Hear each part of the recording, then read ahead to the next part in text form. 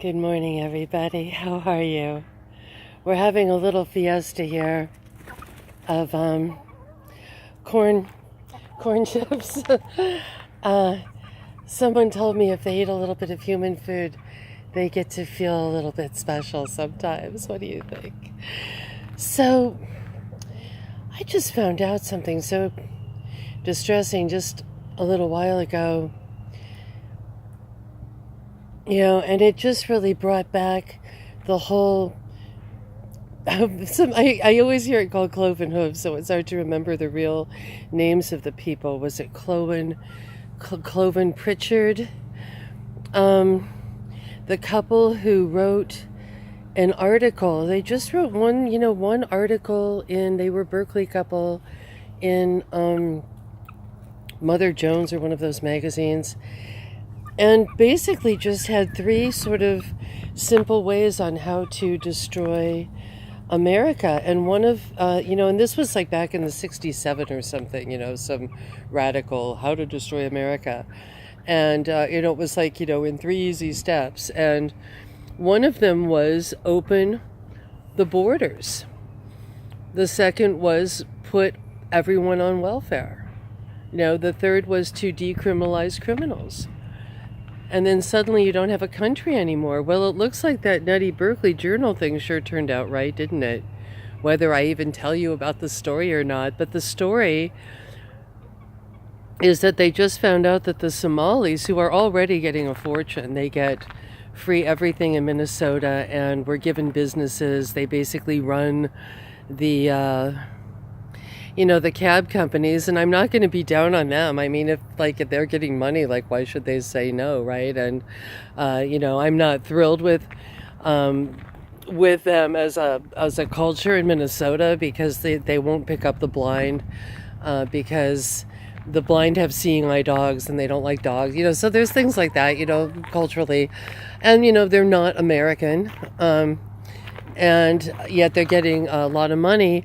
I think it just turned out that they found out there's some kind of $200 billion long-term scam where they've been listing non-existent people as if they have to. I mean, they all have 8 and 12 kids, but they've also been making up people. There really is no infrastructure, and so $200 billion has flowed into Somalia above and beyond the welfare, the free homes.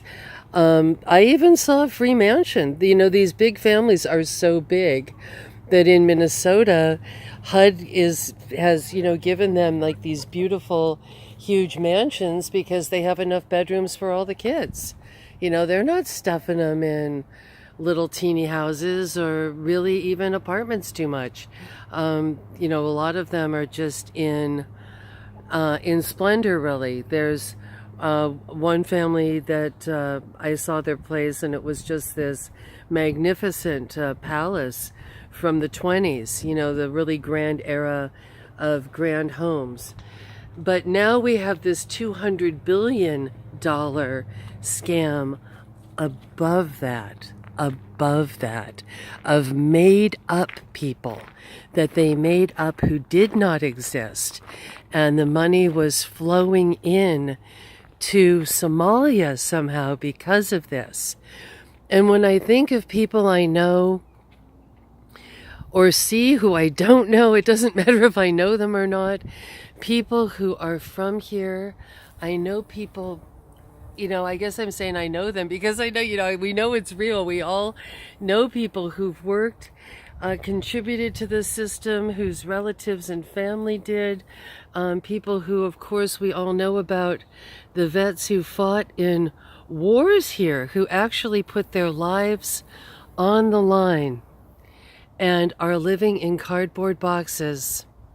But we're just letting the money flow to Somalia while letting our veterans die and suffer in cardboard boxes under freeway passes, and our own children And the women and children of this country who are so vulnerable and so marginalized and so pushed to the back, that it's just really, really disheartening, and I just want to kind of get the word out there, because it has to stop, or we truly are not a country.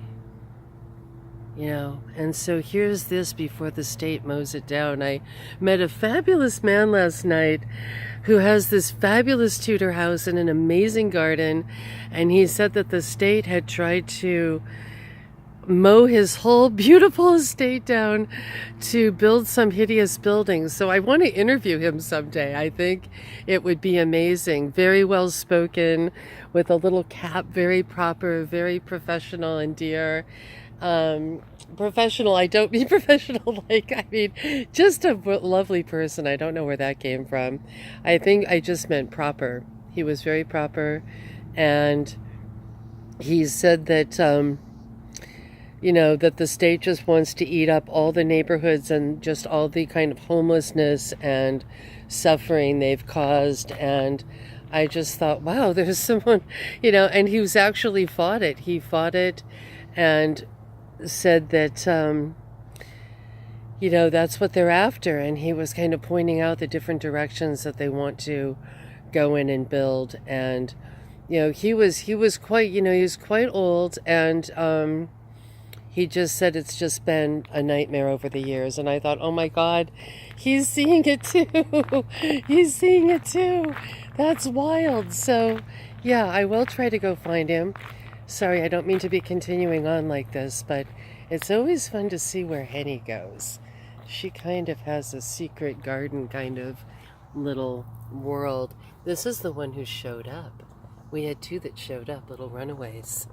They were running away from the bad SJWs who live up there and didn't feed them with their little maypole. Much love.